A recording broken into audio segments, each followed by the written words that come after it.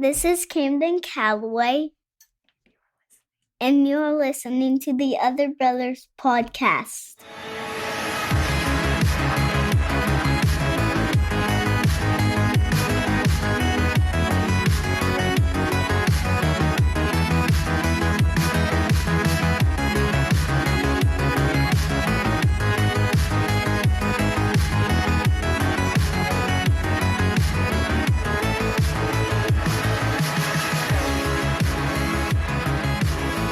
I'm going to go ahead. I'm going to thank the listener real quick. So, guys, this is a brand new podcast.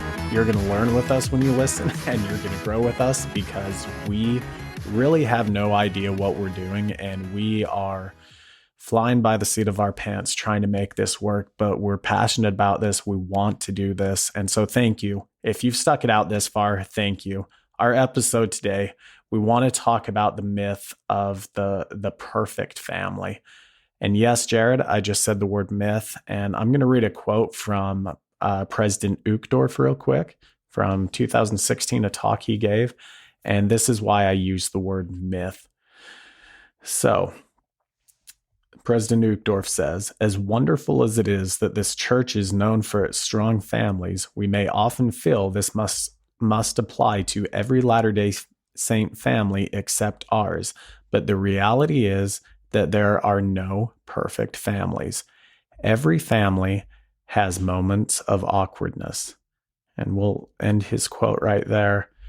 I think why we wanted to do this episode, Jared, is we know that we are not the only ones that look at our family and go, I'm not saying there's anything wrong with my wife and children. They're beautiful, amazing, perfect people.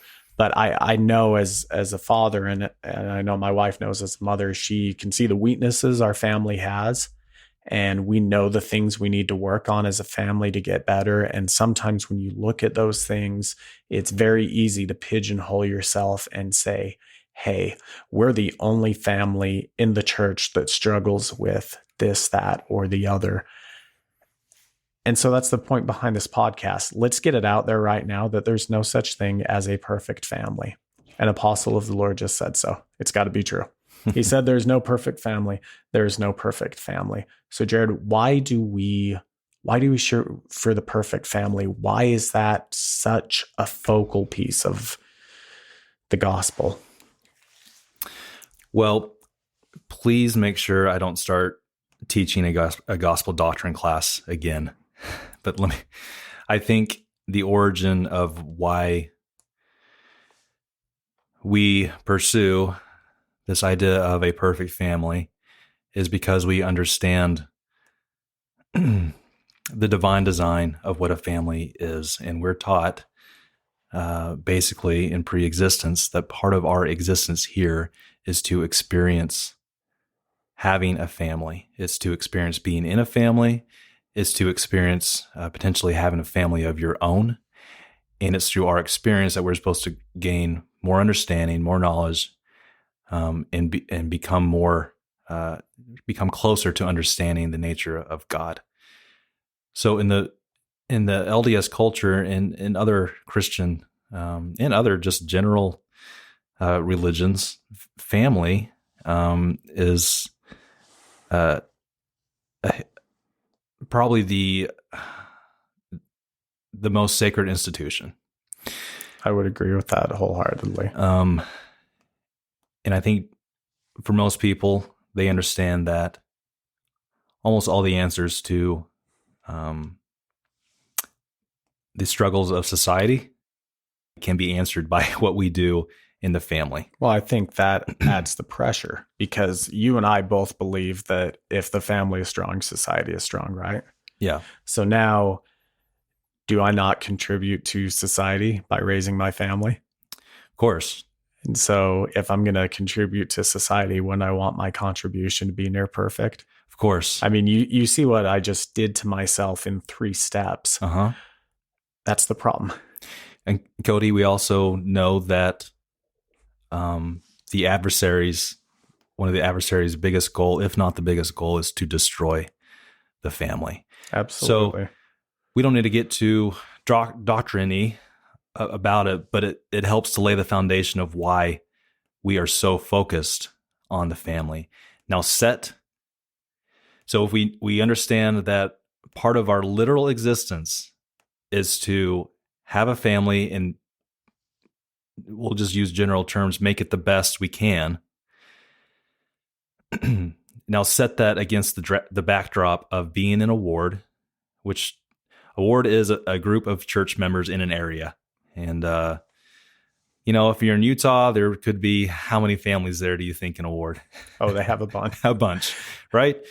And the ward's only like one block.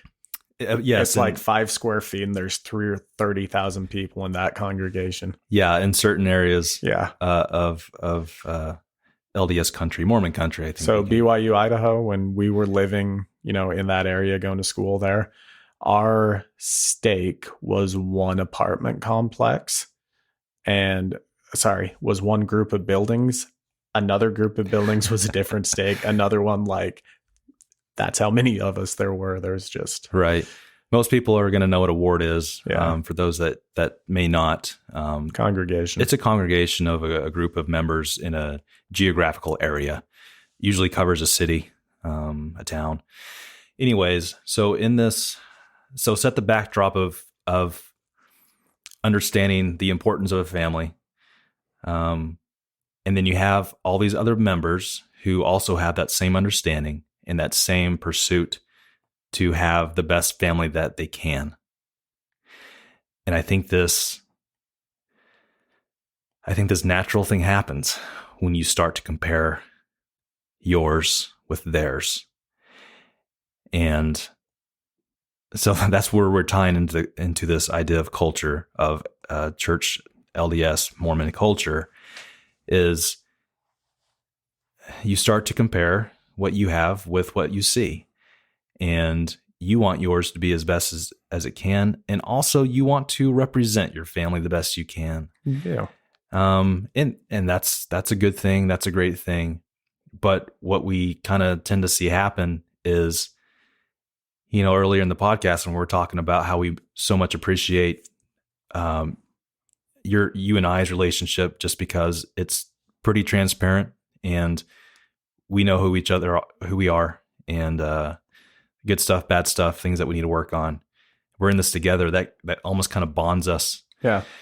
Oftentimes in the church, in your ward, there's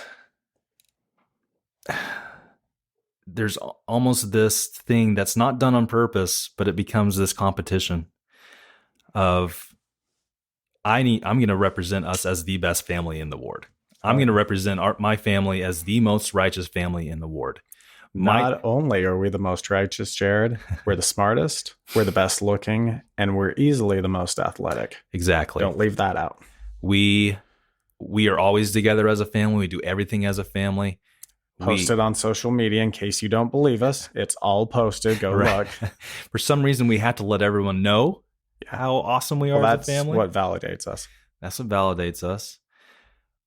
Our whole existence is to show how great of a family we are. And I know that sounds like that's a good thing. And in a way it is, Cody. But what that tends to create in others is there's no way in hell you're that good. Well, let's put the... I'm sorry. There's no way in HE hockey sticks. Double hockey sticks. Sometimes I like a nicely placed hell, and I'm sorry. No, I'll save you a seat when I get there. Go ahead. Oh, shoot. You forgot it. I know. Go ahead. Well, I'm just saying. Oh, people have this intuition of being able to. It's too late. You can't say, "Oh, no, I'm already on a roll." I'm on the Pharisees. Oh, dang it! Let me finish my thought real quick. We have this built-in intuition to be able to call BS on people, to be able to see it, to be able to detect that what you're representing, as far as on the surface, is most likely not what it really is. And part of that is our own experience in our own family. And we say, look, I'm a pretty good guy. I'm a pretty good mom. I'm a pretty good dad.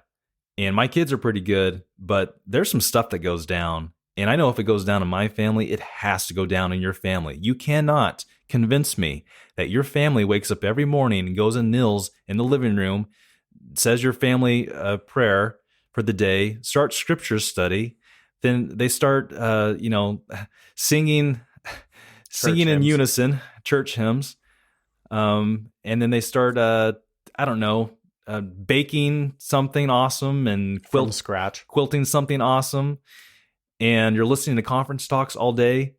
And look, no way. And if you are doing it, you need to live a little bit. Say hell every now and again. You need to relax a little bit. Those are good things, obviously. But I think we experience things in our own family and say there's no way that family who represents themselves that way, surely they can't be that way. And then we start, for me, and then I'm like guilty. I'm like, why am I thinking that? Maybe they are so great. And then you just kind of get in your head about it. But what were you going to say about Pharisees? So to your point, to just back you up, you feel like you're negative when you say, well, no one's that good and people are fake, but no, Christ taught this in the Beatitudes when he was talking about when you pray, go in your closet, make thine alms to the Lord. Don't do it as the Pharisees do it out in the street for attention. And when you fast, wash your face, anoint your head, take care of yourself. Don't be like the Pharisees that paint their faces. And, the Pharisees were doing everything for that recognition and that validation that, look at me, I am righteous. And I think that's the part of church culture we really want to discuss, is that happens from time to time. And with this game of comparing myself to other people, that's how I get discouraged. And, Jared, maybe I come from a family where mom and dad aren't together anymore. Maybe there's been some abuse in the family. Maybe only some of us are members and we don't have the priesthood in our home. And we go to church because we know we need to be there. And we sit down and we look across the chapel and we see this family, and there's mom and there's dad, and everyone looks so clean and so fresh. And we know that they have a mom and a dad and the priesthood. And then we look at ourselves and we see these things we're missing, and we feel like we're less than they are because they have things we don't. And then we feel discouraged about, I guess for me, and maybe I'm projecting my feelings on anyone listening, but maybe I'm not that good because the Lord hasn't seen fit to bless me with these things that these other people have. So if I'm not going to get these blessings, maybe I should just quit trying. And it's this cycle that starts, that this is why we want to talk about the perfect family. I will tell you on air, so you are all my witnesses, there are mornings when it takes an act of Congress to get my children out of bed, to get them to church. They don't want to do it. And there's a small part of me that doesn't want to either, because I don't want to fight with them. It would be much easier to just give in, feed them some Cocoa Puffs, turn on an old conference talk, call that church, then go through the circus that is getting them ready, chasing the spirit out of our home while I get them ready, and then trying to find it again when we get in the church building. Yeah. What do you think? What do you think is most common, Cody? The family that, again, it's the mom and dad are incredibly active members, incredibly kind all the time. The children are just the most obedient, awesome listeners.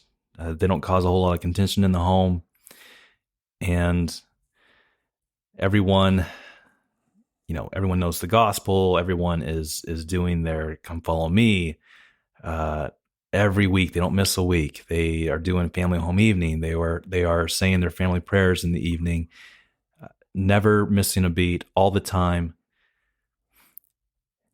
Is that more common, Cody, or is it the family that has so many things they need to work on, so many things they know they should be doing?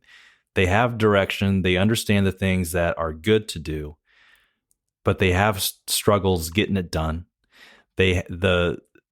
I can speak personally. The dad feels guilt for not holding family home meeting every week or for missing Come Follow Me. The mom feels guilt that her home is not immaculate like the other homes of the other women in the ward she's been to. And the kids are kids. They're awesome, but there's times where they're the last people you want to be around because they're just sucking the life out of you. What's more common? And then, sorry, go. You have your hand up like you have a great point. Sorry. I mean, it's obvious. It's the latter, right? It's the latter. So why do we pretend? Why are we pretending? Because we need validation. We think that if we pretend and if we can wear this mask, and I don't know if pretend is the right word. Sorry. What is the? Don't apologize to me. I'm sorry that I said you didn't do anything wrong. No, I'm saying when I say validation, it's if I can get you to believe this about me, it's easier for me to believe it because here's someone that's not me telling me. Yeah. I know that sounds dumb, but no. I think that's part of it. And I think the other part of it too is now that I got this validation and it gives me some confidence. And it's not a bad thing to chase after these things. I know your family's not perfect the same way I know you're not perfect because you're here. You were put on this earth to learn how to live in a family and have a body and do all these things. So if you were perfect, you wouldn't be here. There would be no point for you to be here. And I really don't think God is the kind of guy that would waste his own time. Yeah. I mean, right? I would think not. Yeah, that doesn't make sense. So we do this. Part of it, I think, is for validation. And the other part of that validation is acceptance. I don't know about you, Jared. I don't like to be uncomfortable. Yeah. It's actually something I try to avoid at all costs most of the time. That's why I'm shirtless right now. Yes. And oh, you're a moron. Go ahead, Cody. Finish your thought. Oh, I can't now.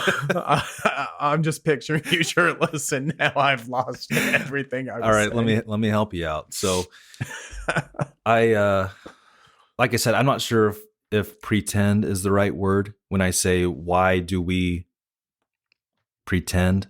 I think it's something else. Why don't we feel comfortable enough to represent who we really are to others? Because we're scared. We're scared to be judged by them. We're scared that we're not good enough members. We're scared that we're going to be looked down upon. You have to remember in our church, and this is something I love about our church, we do have standards. We do have you really have to be a committed person to be a member of the church, to be able to do things like attend the temple, I don't want to make it sound like a negative thing, but to be in good standing with the church, you really have to commit. And it's, the thing is we are held accountable, I think is what I was trying to, the word I was trying to find. We are held accountable in our church, and not in a in the military punishment type way. But I actually love that about our church, because how often do you run into people who are like, you know what, I'm Christian, but I just cannot be a member of a religion. I cannot be a member of a church because I just see all the hypocrisy and I just can't stand it. And I will say in our church, if we teach that we have these standards and call them laws, call them commandments, call them what you'd like, that we adhere to, we are accountable for those things. And that's a great thing, because it keeps us trying hard to be committed and to be the best people that we can be. So Now I'm lost. Now you have to pick You're me okay. up. What was I saying? Well, I think the point I want to bridge over to real quick, Jared, we're talking about these issues and we're talking about the family. Okay, so let's talk a little bit about, now we've identified the issue. No family is perfect. Well, how do we work on this? How do we fix things? And I think the purpose or the plan would be that perfection is a process. That was a lot of P words all at once. If we want a Put it on a throw pillow. There you go. Perfection is a process. You need to trademark that. TM. Do we have a store open yet? We're working on it. Okay. We were picking out T-shirts earlier today. I like that. Our families to be closer together, to have that desire to want to pray together and read scriptures together, do all these things that we feel like we should be doing all the time. It's going to be a process to get there. My dad and myself. So just a little bit of background real quick. Grew up farm, Idaho, family farm. Dad is dad. Dad is also my boss. I love dad, but it was really hard to, when your dad is also your employer, your boss, what else not? And there came a time in my life, Jared, where my dad and I just didn't really speak to each other much. Our relationship was really strained. And you would have never known that because you met my dad a week ago and we talk all the time and we have a really good relationship now. And so to your point earlier, you're talking about comparing families. If you were to look at the relationship I have with my dad now, and you were to say, oh my gosh, they have the most amazing relationship, I'm sure that they've just been so close their entire lives. And no, my dad and I had to work on our relationship, and we each had to make some concessions for misdoings and misspeakings. And through all of that, our relationship has grown, and now we're really close. I love my wife more now than the day we got married because we've grown together. Our union is becoming more perfect by the year. And so people need to have that patience with their own family. Maybe you're in a part member family. Maybe you're the only member in your family. Maybe you don't have both parents. Maybe you don't have any parents. Whatever your definition of family is right now, if it's anything less than perfect, please don't give up hope and please hang on. I think the greatest blessing our Father in heaven has ever given us with families can be forever, Jared, is that if we remain faithful, we are given the promise that we will have a family. That just came to me right now. Like, do you know how big of a promise that is? To those of us that don't have a family right now, we have a family. It's just in another place and they're waiting on us. I know your wife talked about this yesterday, and I'm not trying to steal from her. Don't you dare. But from her sharing and our conversation, that's a promise. And I like that. We have this idea of what a family is, and the ideal is what we believe to be a mother and a father and children. But I think family is a larger concept than that, don't you? And especially in terms of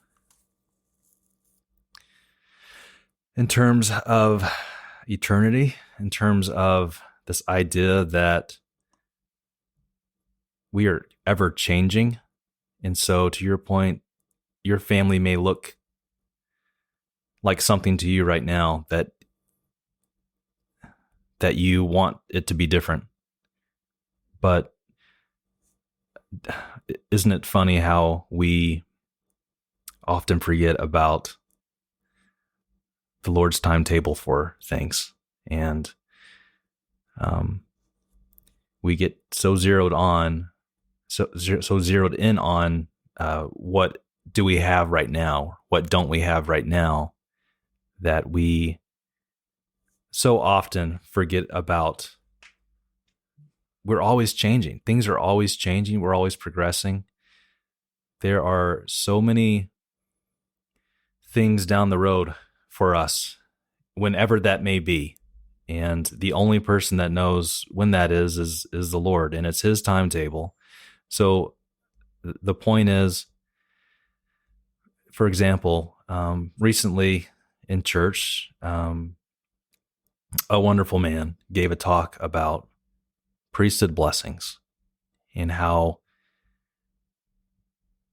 there's such a gift that we have as priesthood holders to bless the lives of others. And, one way that we can bless people is with a father's blessing. Now, what if you don't have a father in your home with the priesthood? What if you don't have a father that's a member? And you're listening to these wonderful things that other people have. Can't that cause some feelings within your own heart, and potentially cause some contention that you may have? Or I think last time I kept using the word cynicism. But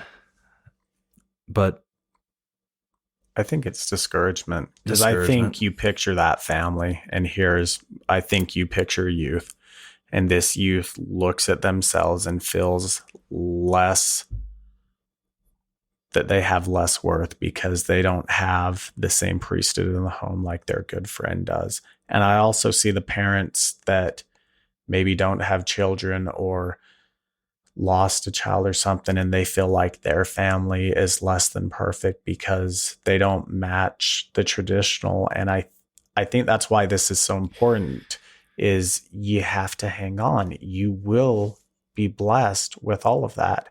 And for parents, if you have wayward children, love them, please. Please love them. I promise you, the charity you have for them is what will bring them back. You can ask my parents. If you're a child and you have wayward parents, just be patient. I promise you, now speaking as a parent, Jared, did your kids come with instruction manuals? Yes, but just like the typical guy, I just threw them away. Yeah. Because I don't need instructions. Yeah, I looked. I didn't see them on mine, but I look at, I'm learning as a dad, right? I'm learning as I go. I know my parents had to learn as they go.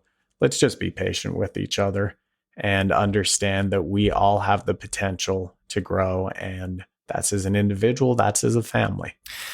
Cody, I think we could speak for hours about families and kind of some fluff about families, and give you some really good heartwarming advice. And but I want to get back to culture, and I want to talk about how oftentimes,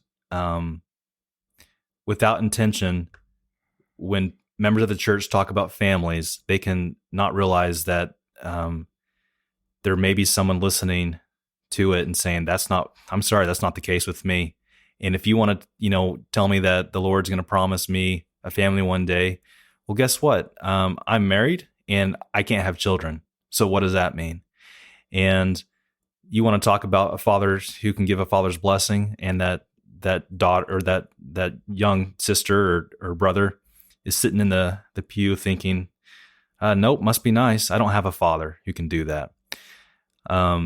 You want it to, scroll through social media and see that that girl you went to college with got married, and there's pictures of them exiting the temple and being so happy together because they just got sealed for all time and eternity.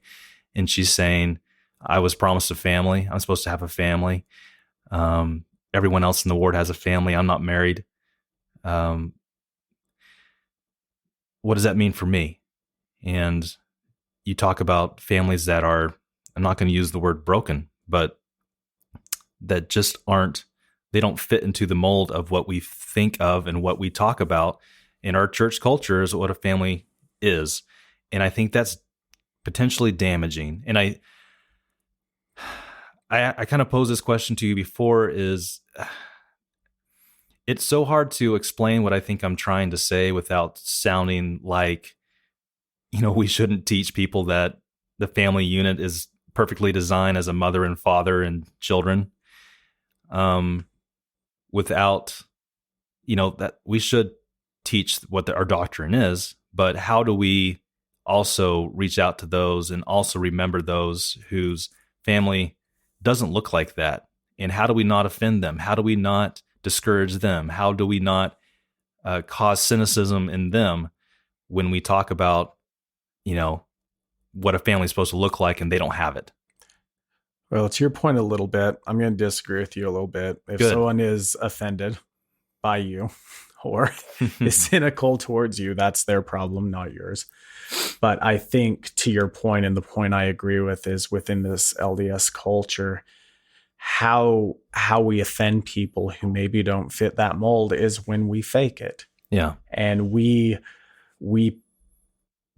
post ourselves and we put ourselves out there and we force things in our family just to maintain a status quo. I think that's when you start to offend people, when you're the one that has to have your kids playing different instruments and participating in all the different sports while they're doing all the instruments and being in all these different activities and looking a certain way. And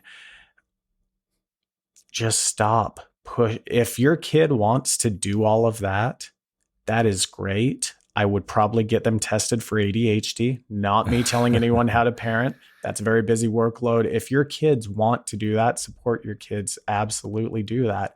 But if you're just forcing the issue and forcing this fake image for your own validation, please stop. If you are doing any of those things and it's motivated by the perception of others, knock it off. You're wrong. Just stop. Your heart is in the right place, and we get that.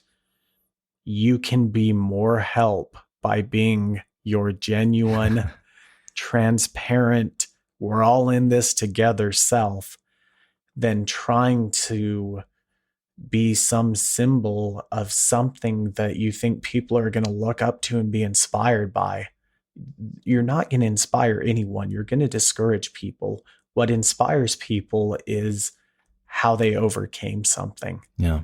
And the progress that's been made. That's how you can inspire people and help. You think you're going to be more comfortable if you fit this mold that I think our church culture has perpetuated. You think you're going to be more comfortable if you can represent what that is.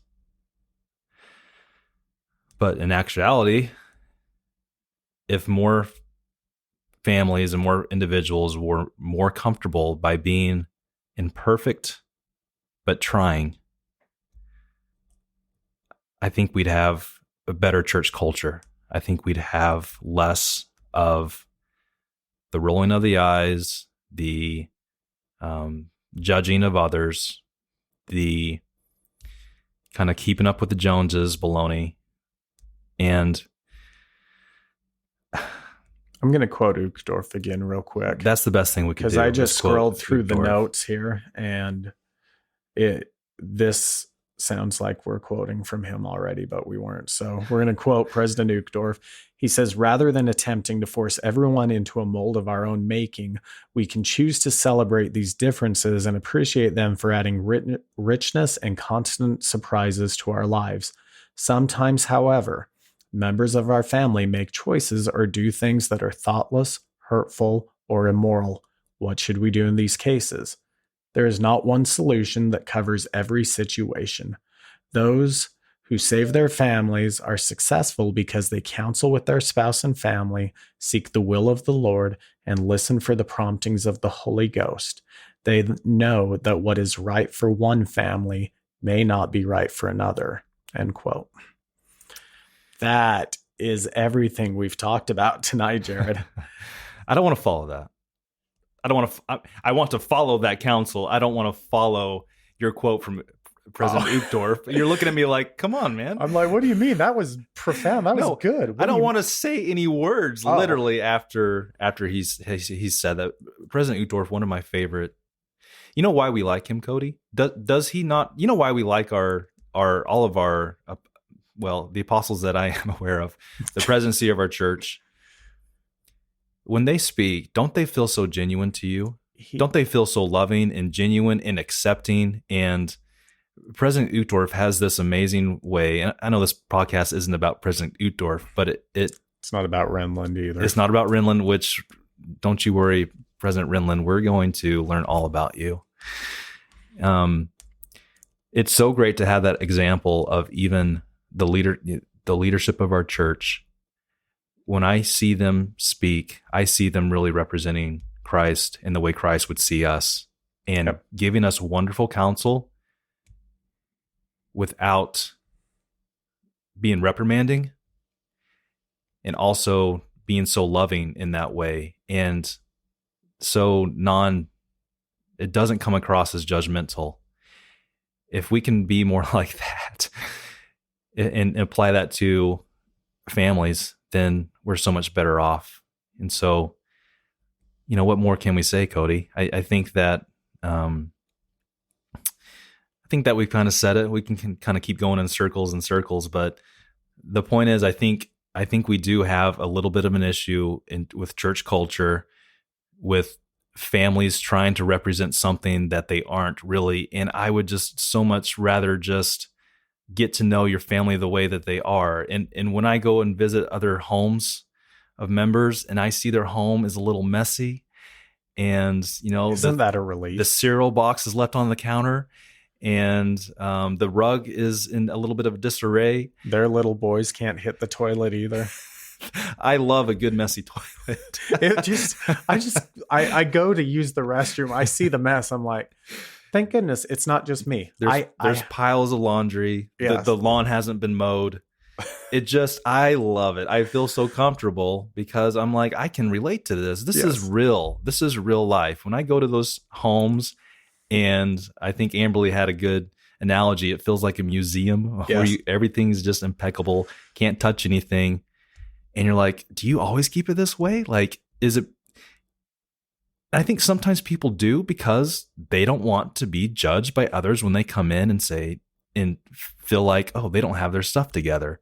Yeah. And I just wish we didn't have to do that, Cody. I wish there wasn't this pressure to do that. Well, just be ourselves. There's such a difference in being motivated by pressure to represent something that you aren't, and being motivated by pressure, recognizing that you're trying to, that you're a work in progress, that you're trying to work towards something better.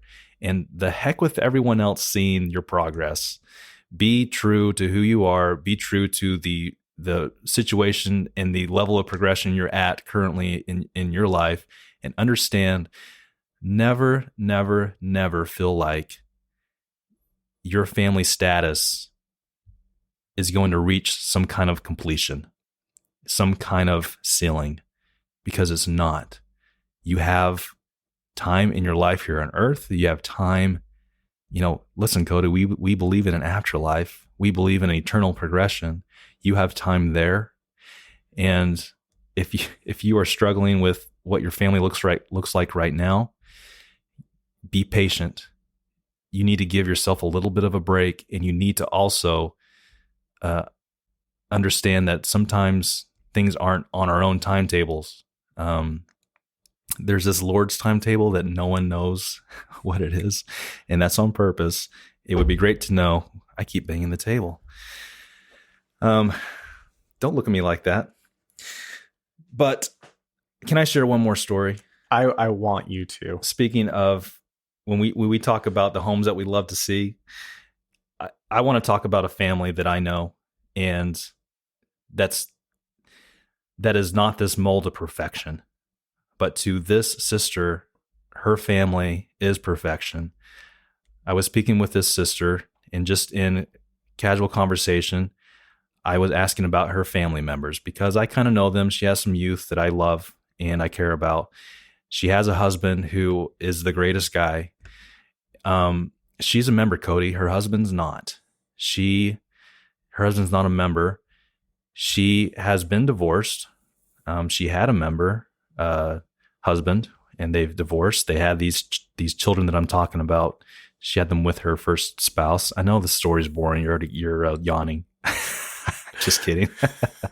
Okay, let's be clear. It's 11 at night and my bedtime is like 8:30. Gotcha. So I'm sorry. That's okay. I know I have that voice too that will just lull someone to sleep. I want you to come over and read me bedtime stories. Very soothing. Okay, but I only read Stephen King. That's fair. All right. Anyways, Cody, I'm talking to this sister and she is glowing about her family. And she is talking about how great her husband is, and he is great. And her son is, despite having a father who's no longer married to his mother, children of divorce, he is all their kids are just doing so great. He is preparing to serve a mission. The non-member father is going to pay for that boy's mission. Wow, it's awesome. The other son is just such an amazing guy. She has a beautiful daughter, and she talks about how even her daughter has some, emotional, mental health issues. And to some, this may not look like a perfect family. This doesn't necessarily fit the mold. I mean, this sister is telling me about, all the things that aren't the standard perfect LDS family things. And I am falling in love with this family because I think it is so beautiful the way it is. And she was just so glowing when she talked about it. And she even said that I think my family is so perfect. And what an example that was to me. She was so honest and she wasn't ashamed or embarrassed. And I think sometimes other people are embarrassed to talk about they've had a divorce. They have a child who may have some emotional issues. They may have members of their family who have had some run-ins with the law. They may, they have these things that they feel like they have to keep secret and quiet because it's not going to look good. It's not going to reflect well. And Cody, it ticks me off that people feel like they have to be like that. Well, the big guy already knows about him, and he's the only one that should care about him. So who cares what anyone else thinks or knows about you? Yeah. Honestly, Jared, you're a great friend, but I don't answer to you at the final judgment. I'm sorry. Yeah, I hope not either. I'm screwed. Actually, that'd be perfect. That's the way I get into heaven. I say, this guy's cool, man. You're working cool. The ropes. No way. Unless I'm jacked. Now, if I'm in heaven and I finally have the huge masculine, muscular body that I want, and I'm obviously working security, then that sounds amazing. So maybe that's what it'll take before I can ever get there, because I'm not putting in the time here. Well, if getting you on steroids is what's going to get me into heaven, you're going to start juicing. All right. I think it's time to wrap up. Well, so I was gonna pose a question, Cody. I think you and I both feel like there is some church culture that needs to be improved regarding this complete facade of this idea of the perfect LDS family. And if there is, which, like I said, I think there is, what do we need to work on as members to help fix that? We work on ourselves. We remember in the New Testament where we are told to remove the beam out of our own eye before we remove the mote out of our neighbor's, right? Mm-hmm. We look inward, we work on ourselves, we work on those Christ-like attributes, and the rest will fall into place. Yeah. And that's what we as church members need to do. Now, on the other side of that, if we're one of those member families that maybe doesn't fit the mold, what do we need to do? We need to take this sister's example you've talked about and apply it. She recognizes where her family is in their eternal progression.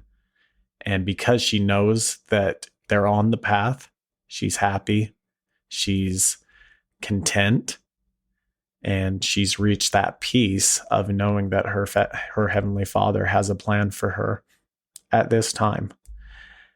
We don't we could say by our religious beliefs, oh, that's not an eternal family and this, that, and the other, but that's not for you and I to discuss. That's not for you and I to judge on that. That is for the Lord himself to judge, and we do not know how things are going to end up. So that was you always do this. You ask me a question, I give you such a long answer for a very short question. And I just get so entranced because you have, look, it's give yourself some chicken, credit, Cody. Grace. You have, that's what we need. You have some wonderful insight. And I think, you know what my answer is? Stop putting on a show. Stop pretending to be or representing something that you're not, but that show that you're working towards it.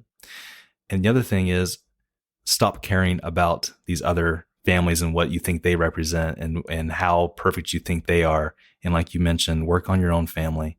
And I think it's awesome that we all have our own path of progression. Stay in your own lane. Stay in your lane. Trust me, you don't want...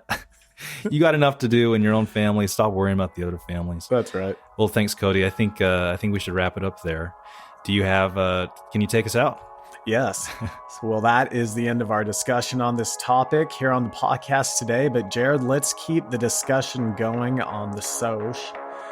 If you have thoughts, opinions, questions on today's topic, email us at theotherbros.com. Follow us on Facebook, Twitter, Instagram, and YouTube. Thank you to Jared, our wives, our family, and for all of you who are listening and supporting the podcast.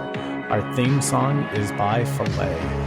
If you would like to record an introduction for the Other Brothers podcast, please do and send your recording to email at theotherbros.com. Remember, all is well, and we'll see you next time.